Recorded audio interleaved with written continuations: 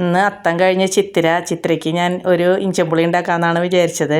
അപ്പോൾ അതിനുള്ള ഇൻഗ്രീഡിയൻസൊക്കെ അരിഞ്ഞ് വെച്ചിട്ടുണ്ട്. ഇഞ്ചി, പച്ചമുളക്, വെളുത്തുള്ളി, ചുവന്നുള്ളി ഇതൊക്കെ അരിഞ്ഞ് വെച്ചിട്ടുണ്ട്. അപ്പോൾ നമുക്ക് വെളിച്ചെണ്ണ പാനിൽ വെച്ച് കടുക് പൊട്ടിച്ച് വറ്റൽമുളകും വേപ്പിലയൊക്കെ ചേർത്ത് കൊടുക്കുക. അതിന് ശേഷം ഇഞ്ചി ഇട്ട് കൊടുക്കുക. ഇഞ്ചി നല്ലോണം ഒന്ന് മൂക്കണം കേട്ടോ. ഇഞ്ചി ഒന്ന് നല്ലോണം മൂത്ത ശേഷം നമുക്ക് ചുവന്നുള്ളി ഇട്ട് കൊടുക്കാം.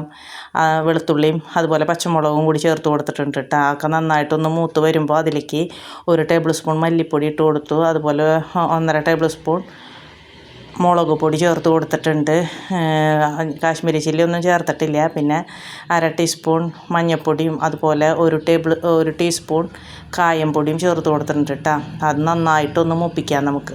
നല്ലോണം മൂത്ത് വരുമ്പോൾ ഞാൻ ഉലുവപ്പൊടിക്ക് പകരം ഞാൻ സാമ്പാർ പൗഡറാണ് ഇട്ടിട്ടേക്കണം. അങ്ങനെ ഞാൻ ഇടാറ്. നല്ല ടേസ്റ്റ് ഉണ്ടാവാറുണ്ട് കേട്ടോ.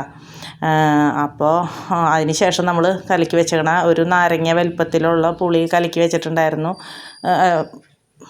കുതിരാനായിട്ട് വെച്ചിട്ടുണ്ടായിരുന്നു. അതും ഇട്ട് കൊടുത്തതിന് ശേഷം നമുക്ക് ശർക്കര ഇട്ട് കൊടുക്കാം. ഒരു 5 അച്ച് ശർക്കര ഉണ്ടായിരുന്നു കേട്ടോ. അത് ഒന്ന് പൊട്ടിച്ചിട്ടതാണ് പെട്ടെന്ന് അലിയാൻ വേണ്ടിയിട്ട്. അങ്ങനെ നന്നായിട്ടൊന്ന് തിളയ്ക്കട്ടെ. നല്ലോണം തിളച്ച് വരുമ്പോൾ അതിന് പാകത്തിനുള്ള ഉപ്പിട്ട് കൊടുക്കണം. അതുപോലെ തന്നെ നല്ലോണം ആയപ്പോൾ ഞാൻ കുറച്ചും കൂടിയും കായം പൊടി ഇട്ട് കൊടുത്തിട്ടുണ്ട് കേട്ടോ. എന്നിട്ട് പാകത്തിന് ഉപ്പും എല്ലാം ഇട്ട് നന്നായിട്ട് വറ്റി വരണം.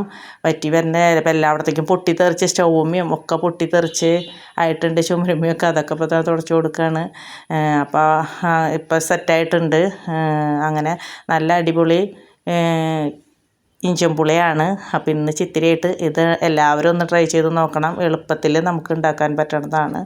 അപ്പോൾ എല്ലാവരും ട്രൈ ചെയ്യുക. ഇഷ്ടമായാൽ സബ്സ്ക്രൈബ് ചെയ്യാൻ മറക്കല്ലേ.